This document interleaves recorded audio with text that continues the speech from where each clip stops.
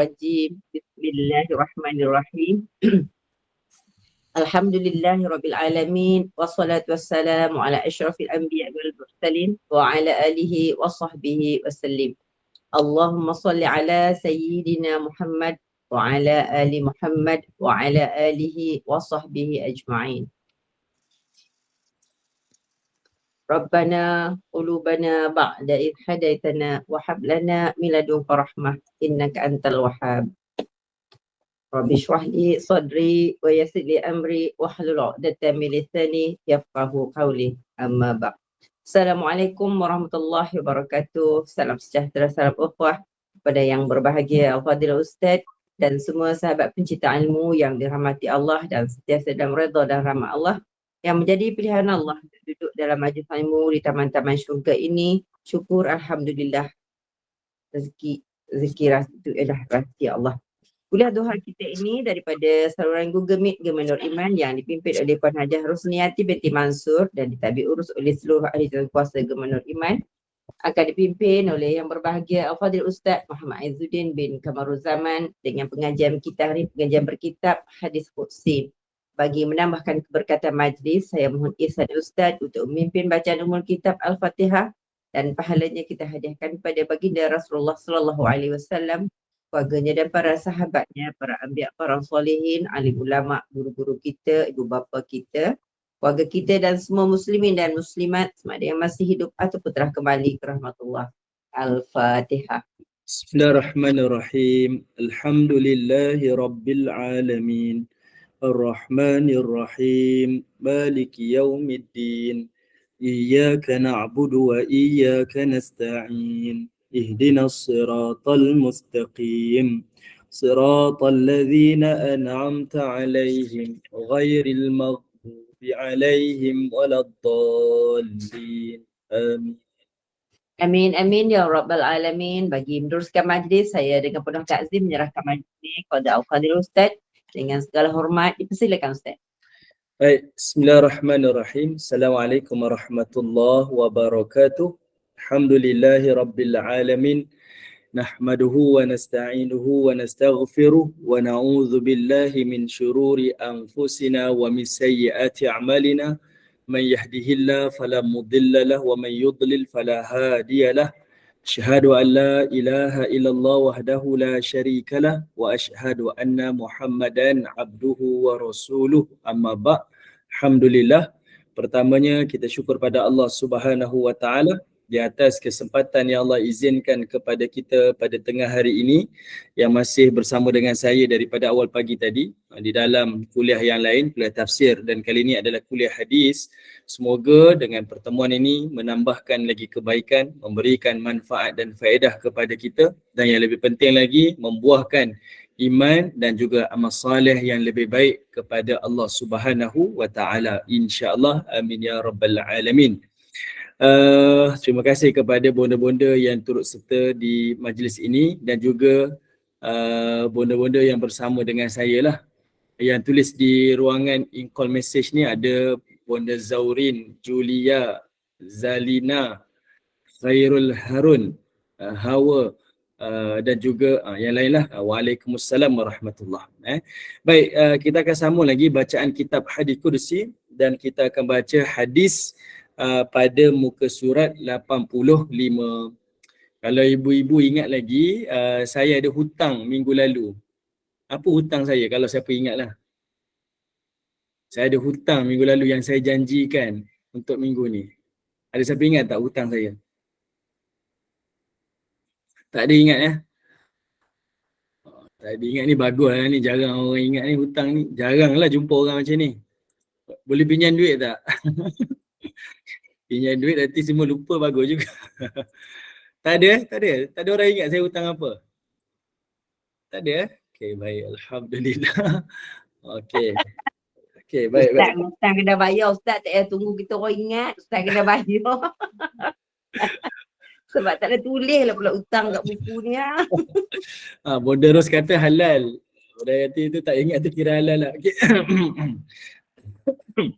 Okey, baik. Hutang saya pada minggu yang lalu, saya ada sebut ada 4 perkara yang saya nak sentuh pada minggu ni, iaitu berkaitan tentang amar ma'ruf. Okey. Minggu lalu kita bincang berkaitan tentang hukum amar ma'ruf nahi munkar ni. Kita sentuh berdasarkan kepada beberapa dalil daripada Quran dan juga hadis. Yang mana buat kerja amar ma'ruf nahi munkar ni, ia adalah perkara yang fardu kifayah. Fardu kifayah. Tetapi tugas amar ma'ruf nahi munkar ni, dia adalah tugas yang paling penting, asas kepada setiap Muslim. Okay? Jangan kita ingat asal kita Muslimnya, saya solat, saya puasa, saya haji umrah, komplit dah. Tidak sebenarnya. Seorang Muslim ni satu lagi tugas yang selalu mereka culas, yang kita culas ni adalah amar ma'ruf nahi munkar. Ini tugas kita sebenarnya. Yang kita kena tegakkan kerja dakwah amar ma'ruf ni nahi munkar dalam diri kita. Okay. Ini perkara yang penting lah. Sebab itu Allah Ta'ala ada sebut dalam Quran yang kita pernah ulas pada minggu lalu. Dan kita ada bawakan juga dalil daripada Al-Quran berkaitan tentang umat yang dahulu. Yang mana Allah Ta'ala menyebut, kalaulah ada kalangan umat dahulu yang buat kerja amar ma'ruf nahi munkar, nescaya Allah tak hukum mereka. Nescaya Allah tak hukum mereka sebabkan tak ada. Yang ada tu minoriti sikit sangat. Sebab itu Allah hukum dan binasakan mereka keseluruhannya. Kalau mereka buat, pasti Allah akan tangguhkan azab. Ini nak tunjukkan kerja amar ma'ruf nahi munkar ni kerja penting. Sampai dia boleh tangguhkan azab daripada Allah Subhanahu Wa Taala. Tapi kalau tak buat, maka semuanya akan diazab oleh Allah Subhanahu Wa Taala. Sampai ke hari inilah pun kita merasakan amar ma'ruf ni kerja, bila sebut amar ma'ruf nahi munkar, kita dengar amar ma'ruf nahi munkar je. Itu je kita dengar kan. Tapi nak melaksanakan tu saya rasa mungkin kita rasa kita tak ada kekuatan, kita rasa kita ada kekurangan, kelemahan dan sebagainya. Tapi sebenarnya tugas ini adalah kepada semua.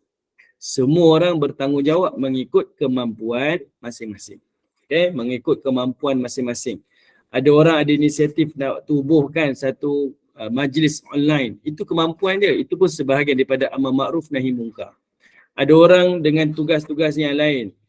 Semuanya itu kita buatlah mengikut kemampuan dan mengikut kepada kekuatan yang kita boleh lakukan. Yang penting lakukanlah. Saya bagi contoh pada minggu yang lalu, iaitu kalau kita pergi negara yang bukan Islam, kita boleh tengok kalau orang Islam walaupun dia minoriti, tapi kalau dia buat kerja agama, kita akan nampak agama tu akan tertegak sekalipun di negara bukan Islam. Tetapi kalau dia orang Islam, hidup di negara Islam, kalau dia tak buat kerja agama, kita akan sampai dan tengok walaupun di negara Islam, kita tak akan nampak Islam itu akan tertegak. Dan saya rasa contoh ni kita boleh tengok di mana-mana. Kita duduk negara Islam, kita tak rasa macam negara Islam. Misal, saya minta maaf saya sebut kita tak rasa kalau kita tak buat kerja agama. Kita pergi ke Eropah, negara bukan Islam, kita boleh tengok komuniti Islam. Dan kita boleh tengok Islam berkembang kerana mereka buat kerja agama. Okay. Dan inilah amar ma'ruf nahi munkar. Baik, yang saya nak sentuh pada ibu-ibu hari ini ada 4 perkara yang saya hutanglah minggu lalu. Tapi sebelum kita sentuh tu ibu-ibu, kita tengok dulu pada hadis muka surat 85. Hadis daripada riwayat Ibnu Majah dan Ibnu Hibban. Hadis ni adalah sanad yang sahih. Diriwayatkan daripada jalur Abu Sa'id Al-Khudri. Iaitu kata Abu Sa'id, sami'tu Rasulullah sallallahu alaihi wasallam yaqul, aku dengar Nabi SAW telah bersabda, innallah, sesungguhnya Allah, la yas'alul 'abd, sesungguhnya Allah akan bertanya, menyoal seorang hamba nanti, yaumal qiyamah, pada hari kiamat. Semua orang ni secara personal Allah akan tanya. Allah tanya saya, Allah tanya ibu-ibu, Allah tanya bonda-bonda. Semuanya Allah tanya secara individual. Kita boleh rasa gerun kita akan bertemu dengan Tuhan Rabbul Alamin dan dipersoal amal-amal kita secara individual. Satu-satu ditanya dan secara terperinci. Okay? Allah katanya hatta yaqul, sehinggalah Allah berfirman, ma mana'aka id ra'aital munkara an tunkirah, kata Allah. Apakah yang menghalang kamu? Ma mana'aka, apakah yang menghalang kamu? Wahai Aizuddin, contohlah. Apa yang halang kamu? Id ra'aita, apabila engkau melihat al-munkara, apabila kamu nampak kerosakan, kemungkaran, kejahatan dan kemaksiatan, antunkirah, sehingga kamu ni mengingkarinya. Saya nampak kemungkaran, saya tak cegah. Saya nampak kemaksiatan, saya tak cegah. Allah katanya, semua ni kamu nampak. Apa yang halang kamu daripada kamu tak buat? Apa yang menjadi sebab? Okay. فَإِذَا لَقَّنَ اللَّهُ عَبَدًا حُجَّتَهُ, kata Allah. Apabila Allah membisikkan hujahnya kepada hamba-hambanya, maka hamba tu akan menjawab kepada Allah, Ya Rabbi, wahai Tuhanku, rajautuka, sesungguhnya kami mengharapkan kepada Engkau. Aku perlukan kepada Engkau, wahai Allah. Aku berhajat pada Engkau. Aku akui kebesaran Engkau, keagungan Engkau. Wa fi riwayatin li Ibnu Hibban, dalam riwayat Ibnu Hibban disebutkan iaitu wathiqtu bika, kami ni percaya pada Engkau, kami beriman pada Engkau ya Allah, kami yakin kepada Engkau, tapi dalam masa yang sama wa fariqtu minan nas, kami juga takut kepada manusia.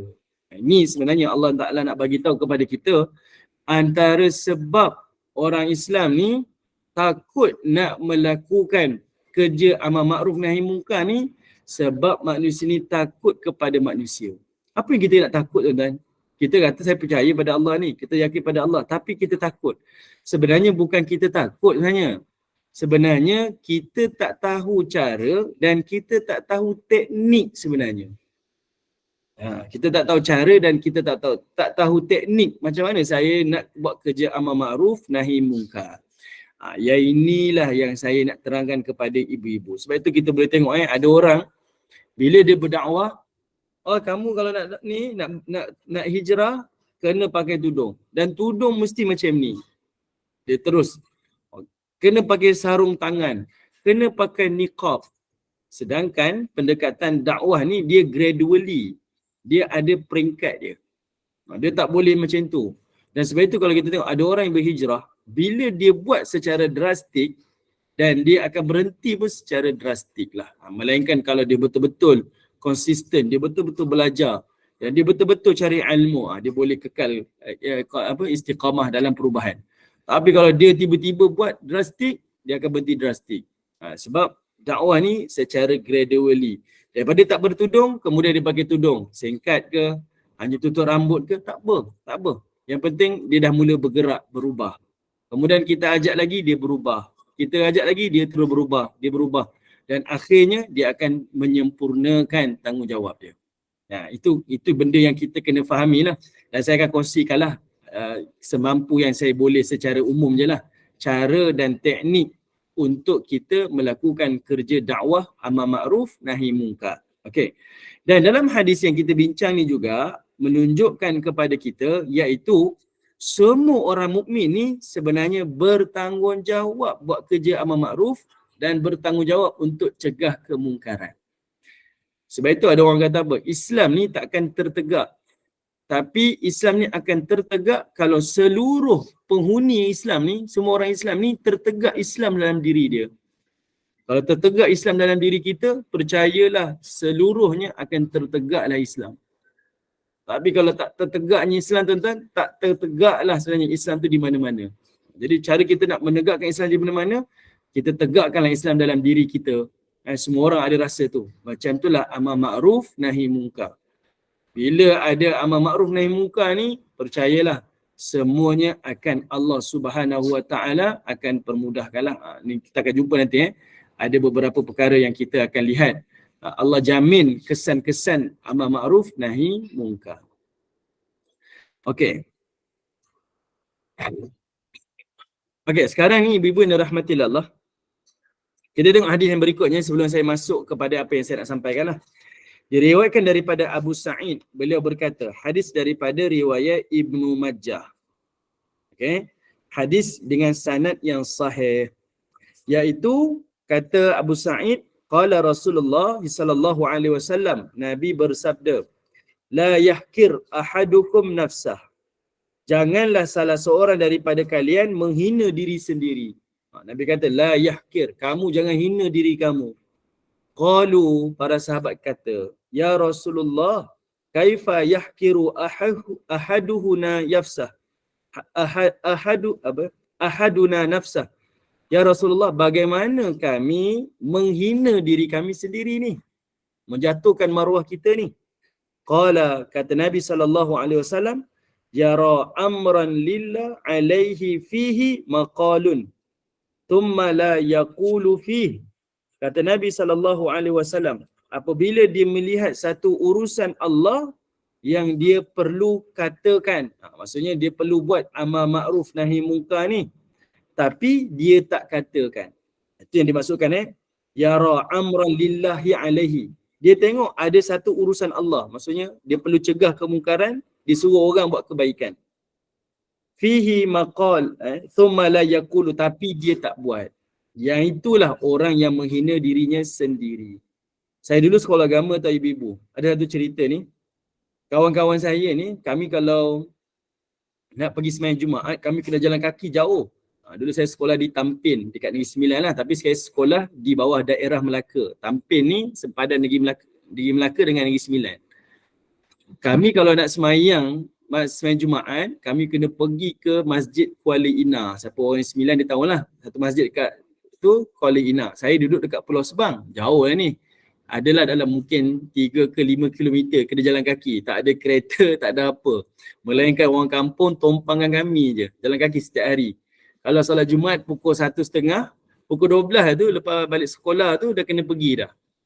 Terus kena keluar daripada asrama, terus pergi ke masjid. Kena pergi awal. Kalau tidak nanti terlambat. Tapi ada juga kawan-kawan kami ni yang pergi singgah kedai Cina. Kalau kat Tampin dia banyak kedai Cina lah. Dia pergi baca komik. Zaman dulu tu ada orang baca komik. Dia ada kedai-kedai komik lah. Dulu adalah Dewata Raya lah, komik Pedang Setiawan lah, kalau ibu-ibu yang jenis tu ada. Dia pergi singgah, pergi baca komik. Adalah kawan-kawan saya ni, dia kan pakai jubah je, pakai kopiah. Dan orang tahu kita sekolah agama. Dia pergi baca komik. Sampailah, tak ada orang tegur pun. Memang tak ada orang tegur. Saya yang junior-junior ni tak berani lah tegur yang senior kan. Tapi setiap kali ada orang Islam lalu lalang kat kedai tu, nampak je budak-budak sekolah agama ni duduk baca komik tu. Dia tak pergi sembahyang Jumaat. Dia pergi sembahyang Jumaat tapi datang lambat. Tak ada orang tegur pun. Sampailah tokeh Cina tu kata, lu sekolah agama, kenapa tak pergi sembahyang Jumaat? Kawan-kawan punya menggelabah ni terus berlari pergi sembahyang Jumaat dan terus tak datang kedai tu. Saya nak cerita apa? Tengok tak? Perasan tak? Bila ada orang mula buat kerja amal makruf nahi munkar ni, semua orang akan rasa macam salah kita buat ni, dan dia akan rasa malu. Berbanding tak ada orang buat. Semua orang senyap je. Seolah-olahnya perkara tu dibenarkan. Dan ini berlaku Yang ni berlaku tahun lepas. Tahun ni. Saya duduk dekat sini. Jiran saya ni ada orang datang berlakon. Saya tak sebut dalam pelakon tu, saya sebut semua orang tahu. Ada orang datang berlakon. Adalah satu drama ni. Ada drama bersiri dekat Astro. Drama tentang bulan puasa lah. Nak ceritanya, saya minta maaf sebut kru, yang saya tahu kru lah. Saya tak tahu pelakon tu. Kru ni, saya kata tak puasa. Sebab apa? Ni bulan Ramadan ni, yang mula-mula saya trigger tu, sebab datang satu budak Grab ni datang ke rumah saya. Dia kata, bang, ada order makanan ke? Saya kata, apa nak order pula? Ni kan bulan puasa. Pagi-pagi tau, pukul 9 macam tu. Ni kan bulan puasa, apa yang order makanan pula? Dia kata ni ada alamat ni, rupanya dia pin ke rumah saya. Dia pin ke rumah saya lah alamat orang yang order tu. Saya kata saya tak order. Dia kata ni order banyak ni. Banyak mana saya tengok lah. Oh dia kata, saya rasa tu mungkin budak-budak kru tu kot. Saya kata lah budak-budak kru yang tengah berlakon tu kot, dia order banyak-banyak. Okay, Grab tu hantar. Saya tengok lah, okay, hari pertama tu dia hantar. Petang tu tengah hari dia hantar lagi. Okay, esok tu dia hantar lagi. Oh sampai 2-3 hari ni tengok tak ada orang tegur. Jiran saya tuan rumah pun tak tegur. Menjebakkan mungkin budak-budak kru tu kata okey je orang sini tak tegur pun. Jadi kita boleh tak puasa lah. Sampailah satu hari tu saya pergi ke tempat orang berlakon tu lah. Saya cakap lah dengan kru tu. Saya cakap dengan kru tu. Saya kata, ada yang tak puasa ke? Tapi saya tak pakai lah kopiah ke jubah. Tak adalah saya datang. Ada yang tak puasa ke? Semua dia senyap. Saya tanya, ada yang tak puasa ke kat sini? Yang musafir ke apa ke? Ada yang tak puasa ke? Sebab semua pelakon, kru semua Muslim. siapa yang tak puasa? Saya kata siapa tak puasa? Menyebabkan dia orang terdiam, dan lepas tu memang saya nampak lah dia tak datang dah. Grab tak datang, mungkin dia tak puasa, tapi tak adalah Grab datang selamba boleh parking, boleh hantar makanan kan. Tuan rumah mungkin tak tegur lah, tapi saya cakap lah saya sebagai jiran kan, ada yang tak puasa ke? Saya tak tahulah lepas tu dia kutuk saya ke apa, saya tak kisahlah kan. Kita tak ni. Tapi yang pentingnya bila kita menegur, menyebabkan orang rasa malu dan orang rasa tak selesa untuk buat salah. Okay, buat orang rasa tak selesa. Tapi waktu tu kita bersendirian nak cakap tu, mestilah kita rasa takut kan. Kan dia pukul saya ke apa ke kan. Tapi kita tawakal je lah. Tanyalah ada yang tak puasa ke. Menyebabkan lepas tu tak nampak dah Grab ke apa tak datang. Yang pentingnya sebenarnya, kita ni kena buat. Bila kita buat, menyebabkan orang lain, dia tak rasa normal dia buat salah. Sebab itu hari ni kita tengok, dulu saya rasa jarang saya nampak orang perempuan isap rokok. Jarang. Sekarang ni kita tengok orang perempuan isap rokok, isap vape, merata-rata, betul tak? Merata-rata, dekat mana-mana pun kita tengok dia boleh isap. Bahkan tanpa sengaja silu isap depan anak-anak pula. Seorang ibu boleh isap depan anak-anak, kita pun rasa canggung tau kita tengok. Biar betul kan? Ada yang bertudung, ada yang pakai abaya pun isap. Kita rasa macam benda tu dah normal sebab tak ada orang tegur. Pernah ke kita ambil satu inisiatif pergi, Kak, kenapa Kak isap depan anak Kak ya? Pernah tak? Kita rasa saya nak cakap tak berani. Nak cakap tu tak berani. Sebab kita rasa macam benda tu susah kan. Yang buat maksiat dah rasa okey je, tak ada orang tegur. Dan yang nak buat baik pun dah rasa je. Dan ini sebenarnya perkara yang orang Islam kena buat. Kita kena buat. Bukan kita kena dakwah sepanjang waktu. Tapi kita nampak kita buat. Menyebabkan dia rasa tak selesa. Dan kita sendiri pun, bila kita buat salah, kita akan rasa ini salah ni. Tapi orang tak tegur, it's okay lah kot. Tapi bila kita buat salah dan ada orang tegur, percayalah kita akan rasa tak selesa dan kita tak akan buat. Orang dekat sini akan tegur saya lah. Jadi dia tak akan buat. Okay? Kita bukan nak tegur kasar-kasar kan. Bukan nak bergaduh pun. Tapi kita hanya menyatakan yang ini salah, yang ini betul. Okay? Ini perkara lah yang patut kita sampaikan. Okay? Ini perkara yang selalu kita kena ingatkan lah. Kena cakap dengan orang ni supaya orang rasa. Cuma kalau dia menerima tak menerima tu terpulang lah. Dia menerima tak menerima tu terpulang lah. Terpulang lah kepada dia cara dia menerima ataupun tidak. Okey. Baik. Dan kita tak perlu takut lah kepada andaian orang. Oh yang ini kalau kita cakap macam ni nanti orang Islam cakap kata apa pula. Tuan-tuan, contoh misal saya pernah ada satu interview ni dengan Surat Khabar. Waktu tu saya ada satu program, adalah 2-3 artis selebriti ni. Dan audiens saya pun selebriti, ramai lah masa tu. Adalah berita hiburan lah datang. Berita hiburan ni. Dia interview. Dia kata, Ustaz tak takut ke duduk dalam majlis yang bercerita, yang bersama-sama dengan orang-orang yang macam ni. Apa pandangan Ustaz tentang golongan LGBT, dia kata. Saya kata, saya tak takut. Dan saya memang nak berhadapan sebab saya nak cakap kebenaran. Dia kata kalau Ustaz cakap macam ni, tak ada orang terasa hati ke? Saya rasa kenapa nak terasa hati? Sebab tak semua orang Muslim, ada yang non-Muslim. Saya kata ada ke agama lain yang boleh terima golongan ni?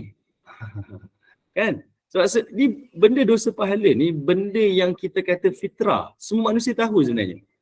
Dia bukan skop dalam skop agama. Contoh dalam isu judi, isu arak. Kita ingat orang Islam yang dilarang minum arak, main judi. Tapi kita tahu tak, agama lain ataupun bangsa lain pun larangan tu ada. Siapa yang nak dalam agama lain atau bangsa lain yang nak keluarga dia tarik judi ataupun peminum arak. Sebab dia tahu kalau keluarga dia berjudi, keluarga dia masalah. Kalau ahli keluarga dia minum arak, satu keluarga dia bermasalah. Dia akan mabuk, dia akan pukul, dia akan curi harta keluarga dia, nak berjudi, dia jadi tarik judi kan. Dosa pahala ni dia bukan agama kita je, sebab kita ada hukum yang kita akan tanggung. Tapi dalam agama lain dia dilihat sebagai satu apa kita kata dosa pahala ni, dia akan lihat ini benda baik, ini benda buruk. Sebab itu kita kena cakap terus terang sahaja dan percayalah bila kita buat benda ni akan disokong sebenarnya. Cuma kita memerlukan kepada keberanian. Okey. Baik, sekarang ni tuan-tuan yang dirahmati Allah, tengok hadis ni Nabi kata apa lagi? Fayaqulullahu azza wa jalla lahu yaumal qiyamah Lalu Allah Subhanahu Wa Taala akan bercakap kepada si fulan ni di hari kiamat nanti. Dia kata apa? Ma mana'aka an taqula fi kadha wa kadha. Apa yang menghalangkan kamu daripada kata itu dan kata ni? Maksudnya kenapa kamu nampak mungkar, kamu tak cakap? Kenapa kamu nampak ada orang, kamu tak cakap dia kepada kebaikan? Fayaqulu, maka si fulan tu akan kata, khasyatun nas, sebab kami takut manusia. Fayaqulu, maka Allah Ta'ala akan berfirman, fa iyaya kunta ahaqqa an takhsha, sepatutnya hanya aku sahaja yang berhak untuk kamu takuti, bukan kepada manusia. Okay? Sebab Allah Ta'ala tahu kan fitrah manusia ni, kita nak cakap baik kadang kita rasa bimbang, takut dengan respon penerimaan orang tu, kita rasa takut. Allah kata tak perlu takut, yang perlu kamu takut adalah Allah Subhanahu Wa Ta'ala. Bahasa kita kalau tengok dalam pengajaran ni, kita perlu utamakan pandangan Allah daripada pandangan makhluk. Kalau kita buat apa yang Allah redha, percayalah manusia akan terima. Okay? Sebab tu kita kena raikan mengutamakan pandangan Allah lebih daripada segalanya. Timbullah rasa berani untuk kita buat kerja amar ma'ruf nahi munkar. Okey, baik ibu-ibu yang dirahmati Allah. Untuk menjadikan ibu-ibu lebih faham konteks kita ni, saya nak tunjukkan kepada ibu-ibu. Perkara pertama ibu-ibu kena tahu apakah yang dimaksudkan dengan amar ma'ruf nahi munkar. Okey, apakah yang dimaksudkan dengan amar ma'ruf nahi munkar? Saya tunjukkan kepada ibu-ibu, saya ada kertas kerja sebenarnya. Ini kertas kerja yang saya bentang di, tak tahu boleh share ke tak tak boleh lah. Oh, tak boleh share. Minta maaf lah, tak boleh share lah. Okey. Ada kertas kerja yang saya tulis untuk Jabatan Agama Islam Selangor. Ketika itu kami ada muzakarah untuk seluruh pentadbir masjid di seluruh negeri Selangor. Seluruhnya dikumpulkan imam, nazir, pegawai-pegawai masjid ni, dan saya bentang kertas kerja saya lah tentang amar ma'ruf nahi munkar. Perkara pertama yang saya tulis adalah berkaitan tentang definisi. Kita kena tahu dulu. Pertama iaitu Allah sebut perkataan amar, amar ma'ruf. Amar tu artinya perintah. Itu adalah kerja yang Allah suruh buat. Yang kedua, Allah sebut perkataan al-ma'ruf. Al-ma'ruf dia datang daripada perkataan arafa ya'rifu. Arafa. Arafa yu'rifu. Arafa yu'rifu. Apa maksud dia? Arafah ni artinya kita mengakui, kita mengenal dan kita mengetahui. Bila kita sebut amar ma'ruf, kita kata apa? Perintah orang buat baik kan? Al-ma'ruf tu kita terjemah sebagai buat baik, kebaikan. Tapi sebenarnya kebaikan tu Allah tak sebut perkataan al-khair. Allah kata kebaikan itu adalah al-ma'ruf, yang kamu kenal, yang kamu tahu. Maksudnya apa tuan-tuan? Sebenarnya soal kebaikan ni soal yang manusia semua tahu sebenarnya. Sebab ia adalah fitrah. Sebab kebaikan ni Allah semua manusia tahu. Sebab ia adalah fitrah. Okay. Jadi bila kita cerita tentang kebaikan, kita jangan ingat orang tak tahulah. Okey, nanti saya respon untuk Bonda Rafi'ah. Okey. Jadi minta maaf Bonda Rafi'ah kejap saya respon. Jadinya tuan-tuan, kita macam mana? Kita ni bila sebut kebaikan, maksudnya kita akan ingat kalau saya cakap benda dakwah ni dia boleh terima ke? Itu tak timbul. Sebab semua manusia secara fitrah dia tahu tentang kebaikan. Dia tahu secara umum, cuma dari sudut fikiran dia, ni kebaikan, ini pahala, ini common sense, yang ini adalah etika. Itu je lah cara dia menterjemahkan benda. Tapi semua orang tahu tentang kebaikan. Semua orang tahu. Dan semua orang nak tentang kebaikan. Sebab itu perkataan kebaikan, Allah guna perkataan al-ma'ruf. Yang dikenali, yang diketahui. Maksudnya semua orang tahu tentang kebaikan dan semua orang tahu tentang pahala. Okay? Dan semua orang nak kepada kebaikan. Okay. Yang itu pertama. Yang kedua, Allah Ta'ala sebut perkataan mungkar. Wayanha, dan cegahlah al-mungkar. Perkara kemungkaran kan. Kita terjemah. Mungkar tu, Allah gunakan perkataan munkar. Datang daripada mungkar ni datang daripada perkataan nakara. Nakara ni artinya jahala. Yang tidak dikenali, yang tidak diketahui. Maksudnya, benda jahat ni, benda dosa ni disangkal oleh jiwa. Jiwa kita kalau buat tak sedap. Dan jiwa kita tak suka buat benda tu. Okay. Itu definisi sebenarnya. Kenapa saya sebutkan definisi ni Ibu? Supaya kita tahu. Bila kita ajak orang buat baik dan cegah orang buat mungkar ni, orang tahu sebenarnya benda tu baik dan orang tahu sebenarnya benda tu tak baik. Okay. Contoh tadi Bonda Rafiqah kata. Okay. Bonda Rafiqah kata nak bagi tahu Ustaz, rumah Bonda Rafiqah ni depan Masjid Taman Sri Tenggara Parit Bunta. Tiap kali hari Jumaat ada je anak muda bermotor parking depan rumah Bonda seberang jalan. Bawa pokok pelam. Detail Bonda ada yang merokok, tunggu sampai habis solat Jumaat, pecut motor balik. Kesian bapak-bapak mungkin tak tahu, nak tegur pun tak berani. Apa pendapat Ustaz? Okey. Kenapa kita rasa macam tu? Kita rasa tak berani kan? Sebab kita ingat, nanti saya tegur nanti dia, budak-budak ni dia marah ke, dia tak suka ke, dia benci ke. Kita ingat satu perkara. Benda baik ni semua orang tahu. Dia pun tahu. Anak-anak muda tu pun tahu. Cumanya sekarang, macam mana pendekatan kita? Macam mana kaedah kita nak menyampaikan tu? Okay? Sebab itu bila kita nak ajak orang buat baik ni, kita jangan marah-marah dia. Jangan paksa-paksa dia. Sebab dia tahu je benda baik. Dia tahu.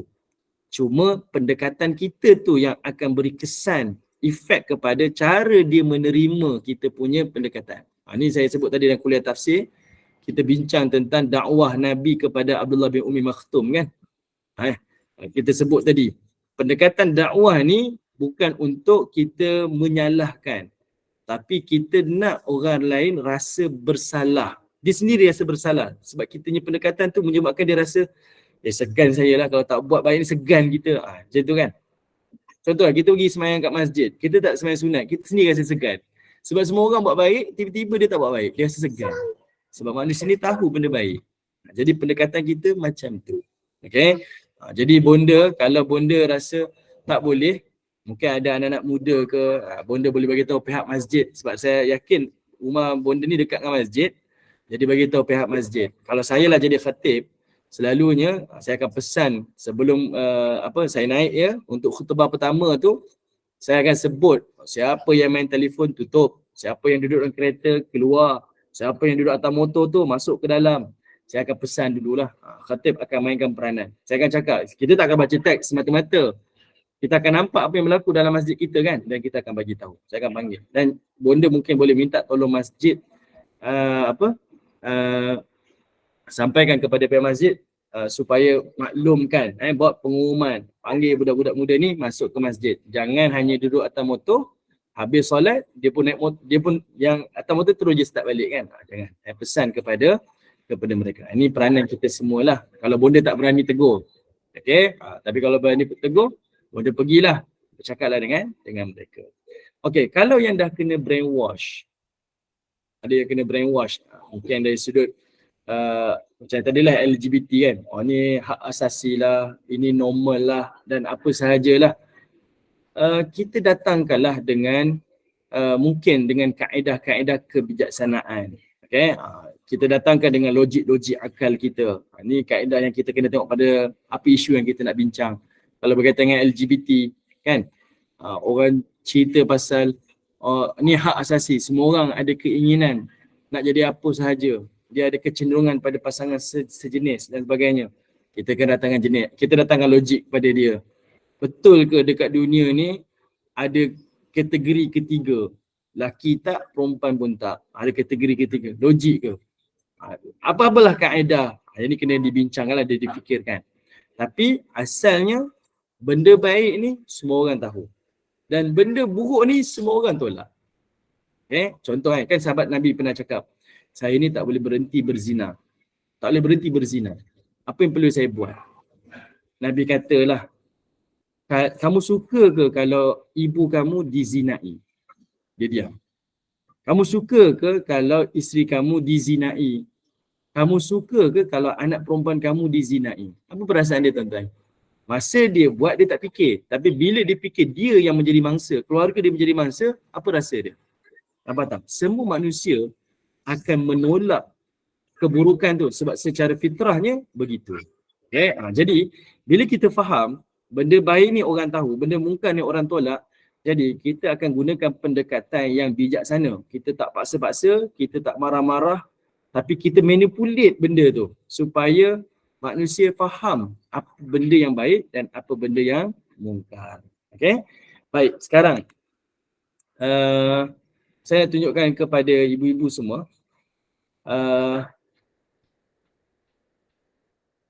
Okey, bagaimana baginda Nabi SAW menggunakan pendekatan Nabi? Macam mana baginda Nabi SAW gunakan pendekatan dakwah dia? Okey, Nabi SAW dia menggunakan pendekatan dakwah ni umum. Sebab sifat dakwah ni adalah kita kata connecting. Pendekatan dakwah adalah menghubungkan. Dia sebelum kita correcting, memperbetulkan, kita kena ada connecting, menghubungkan. Kita tak boleh terus, ni pangkar, menyebabkan orang tak ni. Jadi kita mesti ada menghubungkan dulu. Ada hubungan yang baik, menjadikan orang itu selesa untuk menerima teguran kita. Ni kita tak ada hubungan yang baik. Tiba-tiba datang je, kita cantas dia. Datang je, kita marahi dia. Percayalah, masyarakat ataupun manusia ni akan menjauhi kita. Tapi kita dekati dia, sayangi dia dan tunjukkan yang kita buat amal ma'ruf nahi munkar ni atas dasar kita menyayangi dia sebagai seorang manusia. Okey. Baik, apa kaedah yang Nabi buat tuan-tuan? Okay, saya bagikan kepada dua. Ada daripada hadis Nabi, yang kedua ada datang daripada Al-Quran. Tengok saya bawakan beberapa dalil lah. Pertama, Nabi SAW, Nabi ni bila dia berdakwah, dalam riwayat Al-Imam Tirmizi daripada Zaid bin Sabit menceritakan, Nabi SAW ni bila dia nak berdakwah, sebelum Nabi buat kerja dakwah ni, perkara pertama Nabi buat, Nabi membina keselesaan dalam perhubungan. Orang yang bersosial dengan Nabi ni, berhubungan dengan Nabi ni, Nabi akan buatkan orang itu rasa selesa. Istilah kita ni senang ngam. Kita nak senang ngam. Macam mana Nabi buat tuan-tuan? Kata Zaid bin Sabit, dia kata apa? Ketika kami ni bersama dengan Nabi, kalau kami cerita tentang dunia, Nabi pun akan cerita tentang dunia. Kalau kami cerita akhirat, Nabi pun akan cerita tentang akhirat. Kalau kami cerita tentang makanan, Nabi pun akan cerita tentang makanan. Nak tunjukkan baginda Nabi SAW ni dia senang ngam. Nabi ni senang ngam. Apa cerita tu senang masuk. Membuatkan orang rasa selesa dengan Nabi SAW. Okay. Kita cerita tentang ni pun Nabi okey. Kalau ikutkan Nabi ni banyak fikir kan tentang akhirat, tentang dakwah kan. Sudah tentulah. Mestilah dalam fikiran Nabi akhirat kan. Tapi Nabi tunjukkan kepada kita. Nak dakwah ni, kita kena ada hubungan yang baik dengan sesama manusia. Menjadikan manusia ni rasa comfort dengan kita. Okay, itu kaedah pertama. Menghubungkan. Okay, kita dengan anak-anak kita macam tu juga. Jangan asal jumpa je, salah. Asal jumpa, marah. Asal jumpa, anak lah, give up lah. Kita pun tak suka macam tu kan. Jadi cara kita dengan anak kita, jangan hanya bertemu untuk dimarahi lah. Temu untuk disayangi, dikasihi, dibelai, diberikan perhatian. Jadi lepas tu, kalau kita nak beri teguran pun, anak akan terima, bersedia untuk mendengar kata kita. Beza kita dengan kawan dia, sebab kawan tak pernah salahkan dia. Kita sentiasa menyalahkan dia. Okay, jadi kita nak lawan dengan kawan dia ni, kita kena jadi lebih baik daripada kawan dia. Okay. Betul, tak semua lah. Tak semua anak muda ni boleh terima teguran. Tapi sebab itu saya katakan awal tadi, kita kena jadikan sebagai orang lain selesa dengan kita. Mungkinlah Bonda Rafi'ah, macam mana saya mula-mula nak dakwah dia ni, saya tegur dia ni. Mula-mula kita buat biasa je. Buat biasa je, datang, dia datang awal kan, kita berbual dengan dia. Bual je biasa je, bual. Lah kali bila dah azan waktu kita berkata, okeylah boleh masuk masjid lah dulu. Automatik percayalah dia akan rasa segan. Okay? Yang penting mula-mula tu kita kena ada hubungan dulu. Bina hubungan dengan dia. Okay? Baik. Ini kaedah lah secara saya kata teori saja. Kalau nak cerita praktikal panjang lagi lah. Okay. Yang kedua, tengok. Daripada Amru bin Al-As, Nabi SAW ni ketika dia berbual, dia bergaul, Nabi akan berikan perhatian lebih. Kalau dia cakap, Nabi akan berikan tumpuan. Nabi akan appreciate dengan ucapan dia. Kalau dia berkata dengan Nabi, Nabi akan pandang wajahnya. Nabi akan hadapkan seluruh tubuh Nabi kepada dia. Sehingga kata Amru bin Al-As, hatta zanantu, sampai aku ni menyangka akulah khairu ummah, akulah sebaik-baik orang yang Nabi berikan perhatian. Nampak? Rasa dihargai itu penting. Rasa disayangi itu penting. Jadi itu pendekatan yang dilakukan oleh Nabi. Okey, buat orang rasa selesa dengan kita, buat orang rasa dihargai oleh kita. Kita tak remehkan orang, kita tak rendah-rendahkan orang lain, tapi buat orang rasa, dia rasa okey. Makcik ni okey lah dengan saya. Makcik ni sentiasa appreciate saya lah. Lepas tu kita nak dakwah mudah je. Okay, ibu ni okey lah. Ibu ni sporting. Sporting ni bukan buat jahat, dia reda. Maksudnya sentiasa kita boleh, anak boleh cerita pada ibu, anak boleh cerita dengan ayah, boleh luah perasaan daripada ibu ayah ni. Nanti insya-Allah lah, apa nasihat kita pada mereka, dia boleh menerima. Dan pengalaman ni kita boleh tengoklah pengalaman kita dulu dengan ibu bapa kita dulu bagaimana. Okay. Baik, yang ketiga, iaitu baginda Nabi SAW ni, dia sentiasa sabar dan dia sentiasa memaafkan. Ini benda penting. Saya pun kadang-kadang kena mujahadah juga benda ni. Okay. Bila kita tengok satu kesalahan dilakukan, kita cepat rasa macam, saya nak repair je, nak betulkan. Anak tumpah air, kita dah semarah dah. Tapi kaedah Nabi sentiasa sabar dan memaafkan. Okay. Kata Anas bin Malik. Siapa Anas? Anas ni sahabat yang duduk dalam rumah Nabi. Sahabat yang sentiasa khidmat dalam rumah Nabi. Dia cerita apa? Sepanjang aku khidmat di rumah Nabi selama 10 tahun, Nabi tak pernah kata uffin. Uffin maksudnya Nabi tak pernah bosan dan tak pernah meluat dengan aku. Sedangkan aku ni ada kala ada benda yang aku buat dan ada kala aku tinggalkan. Sedangkan Nabi menyuruh aku untuk lakukan. Tuan-tuan boleh nampak tak? Anas sendiri cerita, 10 tahun dia duduk dengan Nabi ni, Nabi tak pernah rasa bosan dan meluat dengan Anas. Nabi tak pernah marah Anas. Sedangkan Anas ni dia kata, ada benda aku buat, ada benda aku tak buat. Tapi Nabi tak pernah jemu lah. Kalau dia tak buat, nak dipesan lagi. Nanti buat ya. Sentiasa cakap. Sebab ada niat untuk memperbaiki. Okey. Benda ni payah kan? Kita nampak je silap je, cepat je. Saya sendiri macam tu lah. Nampak silap je kita, cepat je nak ni. Cepat je kita nak melenting kan, cepat je. Tapi tidaklah pada Nabi SAW. Nabi sentiasa sabar, layani kerana. Ini watak-watak manusia yang kita sentiasa kena perbaikilah. Okay, sentiasa sabar dan sentiasa memaafkan. Okay, baik. Yang berikutnya, daripada riwayat Aisyah, okay, dalam riwayat Al-Imam Tirmizi, baginda Nabi SAW ni sentiasa melunakkan bahasa dia. Kata Aisyah, bila orang Yahudi ni, ini hadis yang masyhur. Hadis yang kita tengok, Aisyah kata apa? Bila ada orang Yahudi kata pada Nabi, Assalamualaikum, celakalah tangkau. Dihina orang Islam lah. Orang Islam, Assalamualaikum, sejahtera tangkau. Tapi orang Yahudi kata, Assalamualaikum, celakalah tangkau. Nabi kalau ikutkan, balas balik lah, celaka engkau ni kan. Tetapi tapi Aisyah bila jawab macam tu, Nabi kata jangan. Nabi kata jawab je, wa'alaikum. Maksudnya, masih lagi gunakan pendekatan yang lemah lembut. Macam mana? Bila didoakan kepada kita, celakalah tangkau, jangan marah-marah, jangan respon yang sama macam dia. Tapi kita jawab je, alaikum. Kecelakaan tu atas kau sebenarnya, bukan atas aku. Sebab dia doakan kan. Jadi biar kita kata kecelakaan itu atas kau, bukan atas aku. Nabi ni sentiasa melunakkan bahasa dia. Okay? Walaupun kepada musuh-musuh Nabi. Kalau hari inilah tuan-tuan pada haters kan, orang yang main media sosial ni ramai haters kan. Jadi kalau ada orang menyumpah seranah kita ke, memburukkan kita ke, jangan kita respon. Bila kita respon tu menjadikan kita sama, dan netizen ni ataupun haters ni akan lebih suka. Dia pun masuk juga, lagi dihentam lah, lagi dicari salah kita. Tapi kaedah yang kita guna macam mana tuan-tuan? Saya tengok orang media sosial ni, kalau dia dikutuk oleh netizen, dia tak respon. Tetapi dia guna kaedah orang lain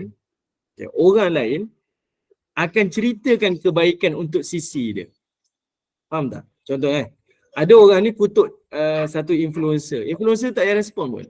Kalau dia respon, menyebabkan masalah akan jadi lebih besar. Apa kaedah yang dia perlu buat? Dia mengharapkan orang lain, beberapa kawan-kawan dia cerita tentang kebaikan dia. Cerita. Saya ada pengalaman dengan si fulan ni, dia ni baik, dia buat kerja amal bla bla bla bla. Saya jadi saksi. Automatik orang akan dapat apa? Ish, dia ni baik lah. Dia akui oleh orang lain. Nampak tak? Dan itu sebenarnya yang berlaku pada Nabi. Nabi bila dihina, Nabi tak respon pun. Tapi sahabat-sahabat Nabi akan sentiasa sebut tentang kebaikan-kebaikan Nabi. Ini kaedah marketing lah, kita nampak. Itu dari sudut kaedah marketing. Tapi sebenarnya, kalau dari sudut agama kita, dakwah pun macam tu. Okay, dari sudut, betul. Terima kasih Kak Azrina. Ini namanya kuasa diam. Okay, jangan kita respon. Sebab itu Nabi SAW bila dibalas macam tu, tak apa. Kita tetap melunakkan bahasa kita pada mereka. Tapi macam manalah saya nak dapat benda tu kan. Ini memerlukan kepada kekuatan jiwa lah. Tak semua orang dia boleh buat benda tu. Dia boleh rasai. Tapi inilah tugas setiap mukmin, amar ma'ruf nahi munkar. Okey. Baik, kemudian baginda Nabi SAW juga, kalau dalam riwayat lain juga, iaitu Nabi SAW, ini bahasa yang kita selalu sebutlah, iaitu sentiasa berikan kasih sayang. Nabi sentiasa berikan kasih sayang. Kata Anas bin Malik, Nabi SAW mengutus aku untuk satu keperluan. Namun aku ni sibuk dengan anak kecil yang bermain di pasar. Kata Anas, ada cerita. Lalu baginda Nabi pegang aku dari belakang dan Nabi pun kata, wahai Unais, pergilah seperti mana yang aku perintahkan. Nampak tak? Kalau kita lah kali cakap, anak tak dengar kan? Kali kedua, kali ketiga, tiba-tiba suara dah naik je. Along, contohlah anak kita pun je. Itu berlaku, saya pun buat macam tu juga. Tapi kalau Nabi SAW, kali pertama dia cakap, tak dengar. Kali kedua cakap, tak dengar. Nabi datangi dan Nabi usat dari belakang, ya Unais. Nama dia Anas. Ya Unais ni adalah gelaran yang memanjakan. Okay, gelaran yang memanjakan. Wahai Unais, pergilah, apa yang aku perintahkan tu pergi buat. Dia still lagi cakap dengan bahasa yang baik, dengan kasih sayang. Okay, itu adalah pendekatan Nabi. Walaupun kita dah cakap, dia still lagi buat benda salah. Kita cakap, still buat benda yang salah. Tetaplah memandang itu sebagai kebaikan dan berikanlah layanan yang kasih sayang. Ini antaralah kaedah yang dilakukan oleh baginda Nabi SAW. Okey, baik, itu dari sudut hadis. Saya sebut ni semua teori-teori lah ibu-ibu. Saya nak bagi praktikal macam masa tak sempat aku sebelah dah. Okey, dari sudut Quran, baginda Nabi SAW. Okey, siapa tadi sebut? Okey, ni Kak Intan kan, kalau kita sebut nama penuh anak, kadang-kadang kita sebut nama penuh anak tu, anak takut dah kan. Kadang-kadang saya lah sendiri, saya sendirilah. Anak saya nama satu je. Isteri saya dia tak panggil sama je kan, sama je. Noh, Lut, sama satu nama je. Dia tak ada Muhammad, tak ada apa, tu je lah nama dia. Tapi masalahnya kadang dia panggil anak tu, dia sebut nama bapak sekali. Bukan anak je bangun, dengan saya pun bangun. Contohlah, kadang Noh, tak jawab. Noh, tak jawab kan. Noh Muhammad Izril, dia dengan saya pun bangun, anak dengan saya pun bangun. Ya, ini biasa sifat nama penuh kan. Anak respon, dengan saya pun respon. Okey, itu kerugian nama anak satu ni. Kalau nama banyak tu mungkin dia boleh panggil Muhammad sekian-sekian, anak tu satu nama kan. Tapi saya ni sebab namanya pendek, kalau nama penuh tu dengan saya sekali lah sebut. Okey. Itu kuasa panggilan tu, Ustaz. Suara ibu ni memang lain macam lah. Saya sendiri tak nafikan lah, memang lain macam lah. Masalahnya dia cakap pada anak, yang ayah pun sekali terrespon tegak tu ayah. Okey. Baik. Ada satu lagi pendekatan yang Nabi selalu lakukan. Ini pendekatan daripada Al-Quran.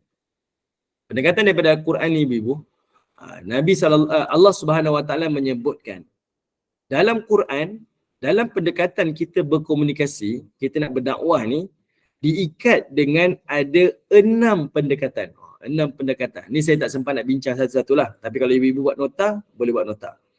Okey, pertama iaitu melalui surah An-Nisa ayat 9. Kalau ibu-ibu yang dapat tu boleh letak kat komen supaya orang lain dapat. Pertama, komunikasi ni dia datang daripada surah An-Nisa ayat 9. Iaitu mesti qaulan sadida. Qaulan sadida. Apa dia? iaitu bercakap dengan ucapan yang benar. Macam mana pun benar. Okay. Itu benda pertama. Macam mana pun ucapan mesti benar. Ada kalanya kita nak ambil hati orang dia, ambil hati orang ni, mad'u ni, audiens ni sampai menipu. Jangan. Apa pun cakaplah benda yang benar. Sebab benda benar ni orang boleh terima. Yang orang tak boleh terima adalah pendekatan. Sebab itu orang kata apa? Mesej kekal. Mesej ni kekal, sama je sama. Cuma cara pendekatan kita tu kena buat dengan yang betul. Dan pendekatan tu tak lain tak bukan, mesti kena ikut kaedah baginda Nabi SAW.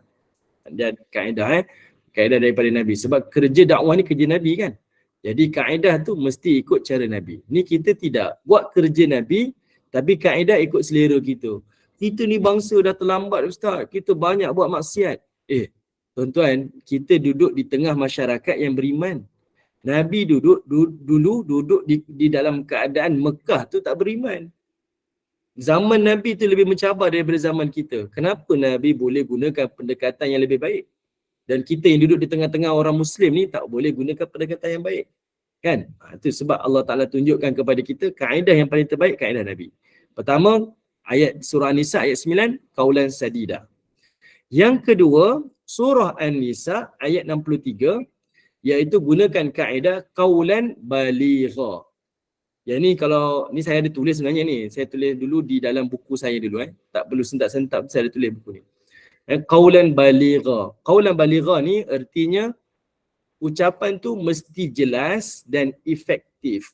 Yang ni seorang pendakwah, seorang ibu atau ayah tu, dia nak cakap sesuatu tu, nak bagi satu reason tu, dia kena fikir dulu lah. Supaya mesej yang dia sampai tu jelas dan efektif. Okay. Qaulan baligha. Ketiga, daripada surah An-Nisa ayat yang kelima. Surah An-Nisa ayat yang kelima. Iaitu qaulan ma'rufah. Kalau nak cakap tu, mesti dengan bahasa yang baik. Kalau nak cakap tu, mesti dengan perkataan yang baik. Kita tak ada alasan untuk biadab dan kita tak ada alasan untuk menyakiti. Saya memang kena cakap macam tu. Kalau tak cakap, dia tak rasa. Biar dia rasa, oh kita pun kemah cakap macam tu kan. Tengok drama 3 jam okey je. Takkan baca Quran tak boleh. Macam tu lah. Orang sakit hati. Menyentap sentak hati dia. Berjalan-jalan satu dunia boleh. Masjid tak boleh pergi. Jangan tuan-tuan Jangan. Buatkan orang rasa jauh. Orang rasa dimalukan. Jangan. Kita sebutlah bahasa-bahasa yang lebih baik. Melainkan kita ada hubungan yang baik dengan dia. Memang dia boleh terima cara kita. Itu lain. Tapi kalau kita tak kenal orang tak kenal kita, tiba-tiba cakap macam tu, orang akan dengar, apa hal dia ni? Dia tak kena kat situ. Okay? Sebab tu perlu ada hubungan yang baik. Baik. Yang keempat, qaulan karimah. Ini daripada surah Al-Isra ayat 23. Qaulan karimah. Qaulan karimah ni kalau surah Al-Isra ayat 23 ni, ia bicara berkaitan tentang ucapan seorang anak kepada ibu bapa dia. Iaitu ucapan yang mulia. Macam mana seorang yang duduk di kedudukan bawah dengan orang yang lebih tua daripada dia? Itu namanya karimah. Kita akan cakap dengan penggunaan bahasa yang lebih baik. Mengikut kaedah. Adakah kita cakap dengan mak kita, aku engkau? Kalau orang Jawa memanglah dia sebut aku kan. Tapi dia tak cakap ayah dan kau. Aku bapa, aku mak. Dia memang sebutkan bahasa dia aku. Tapi dia tak cakap mak engkau ni. Dia tak sebut macam tu. Saya tak tahulah kalau orang lain sebut. Tak berlakulah. Kita akan sebut bahasa yang sesuai. Okay. Gunakan kedudukan tu. Yang penting orang tu rasa dimuliakan. Kalau dia Datuk Seri, sebutlah Datuk Seri. Tan Sri ke, Encik ke, Tuan ke, Doktor ke. Kita nak sebut tu, kita muliakan dia. Dia rasa dimuliakan. Qaulan karimah. Seorang ibu, seorang ayah, apabila seorang anak nak cakap kesalahan seorang ibu, seorang ayah, tetap seorang anak tu tak ada hak untuk terus marah-marah. Mak ni tak boleh. Dia mestilah gunakan pendekatan yang bil hikmah. Sebab ni mak kita kan. Mesti kita akan cakap benda yang sesuai untuk ibu ayahnya kedudukan dan dia boleh terima. Macam itulah bila kita berdakwah. Sesuai dengan audiens tu, kedudukan dia. Kalau dia orang mulia dan dia buat kesalahan secara sembunyi, maka tegur pun secara sembunyi. Kalau dia buat kesalahan secara terbuka, tegur pun secara terbuka. Okey, teguran secara terbuka. Contohnya ada orang dia buat press conference. Saya tak pakai tudung ni sebab saya tak nak hipokrit. Jadi teguran dekat situ secara hukumnya mestilah teguran secara terbuka. Bukan kita nak salahkan dia, merendahkan dia, tidak. Tetapi kita nak bagi tahu pada orang lain yang mungkin dengar, dia ni beranilah tak pakai tudung sebab dia rasa dia tak nak hipokrit. Kita tegur secara terbuka supaya orang lain pun tahu yang dia cakap itu adalah salah. Ini kan selalu artis buat macam tu kan. Saya ni tak nak pakai tudung sebab takut hipokrit. Ustaz semua diam. Jabatan agama semua diam. Akhirnya orang kata apa? Oh, tak salah rupanya. Sebenarnya mungkin ustaz tu tegur secara sembunyi, mungkinlah. Tapi bila buat macam tu menyebabkan masyarakat tak sedar benda tu salah. Jadi waktu itulah perlu bila dosa buat secara terbuka, teguran pun mesti terbuka. Nasihat mesti terbuka supaya masyarakat tahu yang itu adalah salah. Okey, yang itu adalah salah. Okey. Baik, yang kelima iaitu daripada surah Taha ayat 44 iaitu qaulan layyina, cakap dengan bahasa yang lemah lembut. Lemah lembut dekat sini adalah bil hikmah ataupun dengan bahasa kasih sayang. Hikmah ni maksudnya dengan bijaksana lah. Ada tempat kita gunakan kaedah yang sedikit tegas. Ada tempat kita perlu berlembut. Mengikut kebijaksanaan, kita tak boleh main hentam kromo je. Mengikut kebijaksanaan, kesesuaian. Yang keenam, surah Al-Isra ayat 28. Surah Al-Isra ayat 28 iaitu daripada perkataan qaulan maisurah. Maisurah iaitu dengan ucapan yang mudah difahami. Ucapan tu bila disampaikan, dikatakan dia sampai, difahami dan menyenangkan hati. Maksud kita tak memburuk-burukkan, meremeh-remehkan. Tapi ucapan tu disenangi, difahami dan diterima oleh masyarakat. Okey, ini antaralah dari sudut saya kata teori saja yang saya sempat untuk sampaikan kepada ibu. Sebenarnya ada lagi saya nak sentuh tentang kesan dan tentang how, kaedah macam mana nak buat kerja amal ma'ruf nahi munkar ni. Nampaklah, ini tunggulah ada rezeki kesempatan lain, insya-Allah kita boleh sentuh. Tapi minggu depan kita dah masuk bab yang baru iaitu bab berjihad. Okey, baik, ala kulli hal, terima kasih kepada ibu. Saya berhenti dekat sini. Nak bagi tahu kat Bonda N, soalan ditutup. Saya kena bergegas juga. Biasalah hari Jumaat kan. Jangan tanya soalan je, nanti saya mesti nak jawab. Okey. Jangan tanya soalan. Jangan tanya, boleh buka ke tidak. Okey, terima kasih Kak Azrina tadi. Azrina pun ada tinggalkan surah Maryam tadi. Baik juga untuk kita tengok. Okey, terima kasih pada semua. Wallahu taala. Alhamdulillah, syukur pada Allah. Kuliah duha kita berjalan lancar dengan hadis kursi. Takutlah kepada Allah kerana kita esok akan disoal dengan amal ma'ruf nahi munkar untuk menegakkan kerja-kerja dakwah di dunia ini. Oh, Masya Allah, takut kita. Cegahlah kemungkaran dan buatlah kebaikan. Moga Allah beri kita kefahaman, beri kita keinsafan untuk berani menegur kemungkaran jika berlaku depan mata. Moga kita diberi kekuatan iman dan kelebihan ilmu untuk membetulkan kemungkaran. InsyaAllah. Terima kasih Ustaz atas ilmu yang telah disampaikan. Saya apa tu? Okey, saya mengucapkan juga ribuan terima kasih kepada semua jemaah. Saya mau kuling kemadul iman. Mohon maaf anda ada sebarang kemungkaran dalam majlis kita ini. Segala yang baik itu adalah daripada Allah, yang buruk itu adalah daripada kekurangan kami sendiri. Saya mohon buat sedikit bahan kuliah untuk petang nanti Ustaz.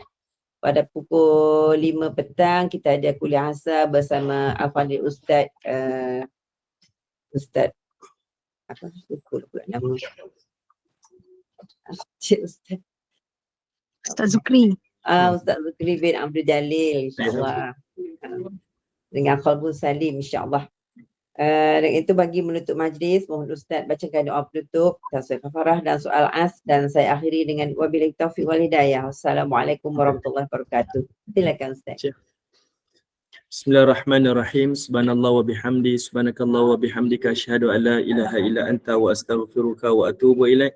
Subhana rabbika rabbil izzati amma yasifun wa salamun alal mursalin walhamdulillahi rabbil alamin. Wal asr innal insana lafi khusr illa alladhina amanu wa amilus salihat wa tawassaw bil haqq wa tawassaw bis sabr walhamdulillahi rabbil alamin. Terima kasih semua. Assalamualaikum warahmatullahi wabarakatuh. Terima kasih Ustaz.